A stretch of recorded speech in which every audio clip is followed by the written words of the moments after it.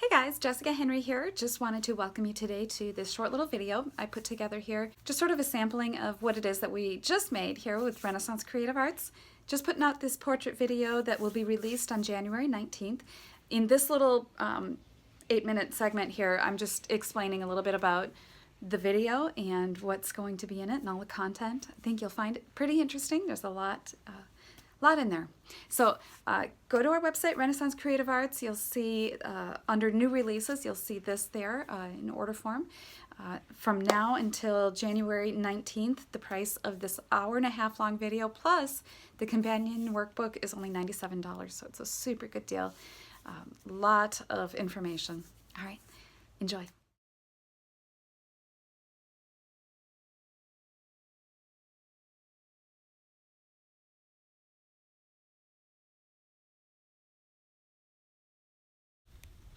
All right, well, this is my portrait video sample.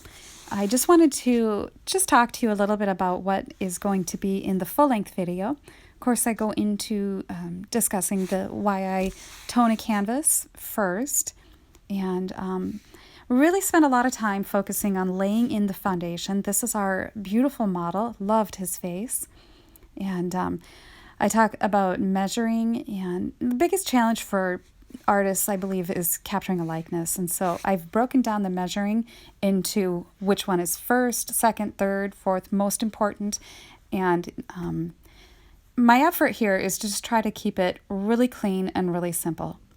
So I start out with my horizontal line, my perpendicular line, and then I go into how I measure the distances to create a likeness. Once I get those marks in place, I begin just sort of sculpting out where my values are. And once you get the key parts in place, and then you begin sculpting out the bone structure, it starts to take on a likeness. And so I use these examples, the plaster cast, talking about the different light, middle, and dark value tones. And then onto the canvas, I employ the same concept. I've got my medium tone already there. And then I go into the darker values of the shadows and then the lighter values of the highlights to create that sculptural 3D effect, which will in turn give you a likeness as well. I don't begin drawing on with the pencil because I feel that by starting with the painting, you are already in that painting mode, and it's easier to sculpt out using a brush and dipped in a little bit of the odorless mineral spirits to sort of wipe things out.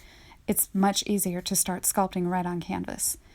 And so I go into a lot of that in this video, and drawing vertical lines, checking measurements, like such, to see where lines line up. There's all kinds of tools that we can use as artists, and I love showing you all these different tools and things that you can use to create a likeness. You can take it out into the field doing plein air.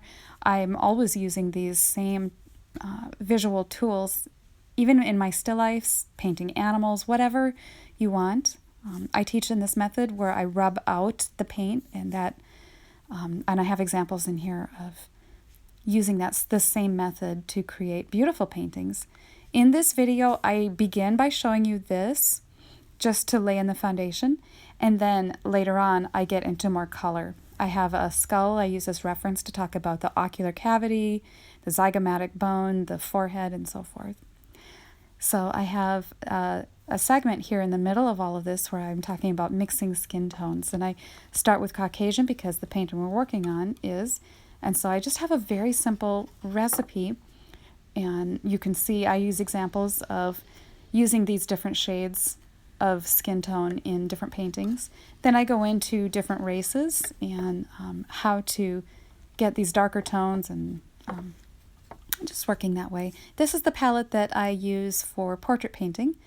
This picture shows the different angles of the brushwork, because your brushwork can be as useful as describing form as anything else. So I give you charts on this guy's face where your brushstroke angles should sort of be in order to explain the form.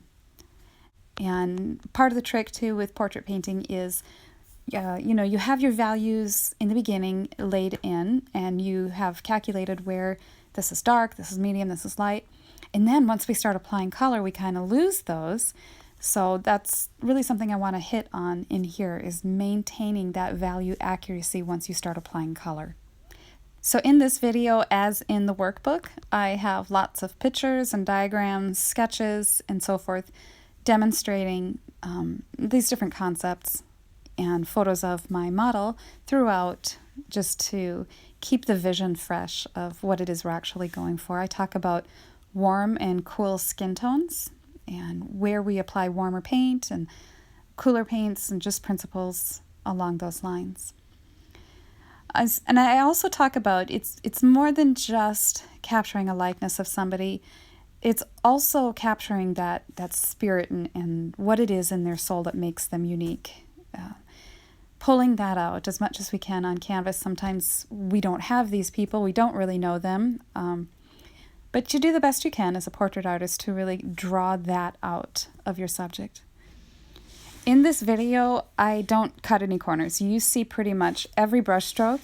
I don't speed it up either, so you're able to follow along with exactly what I'm doing.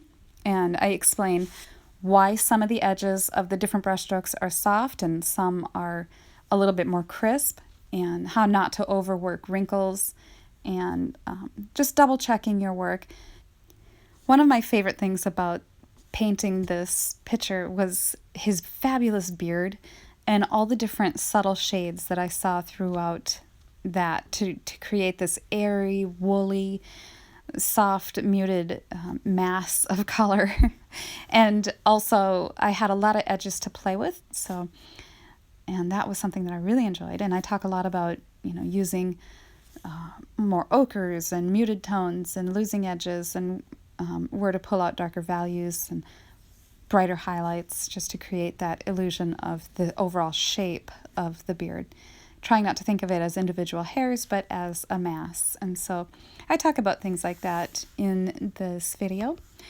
And in the workbook as well, I have lots of photo reference on painting hair, and there's the challenge of putting a hat on a head and all those little things.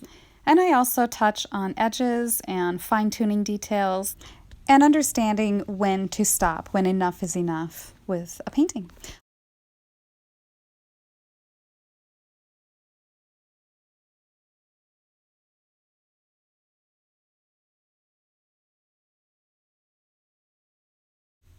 At the end of this video, I do a close-up of the painting, and it just is a little more helpful to see the brush strokes up close. Okay, well that wraps us up, and I wanted to thank you so much for joining me.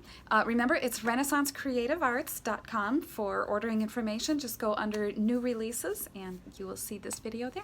All right, thanks guys. Have a good day.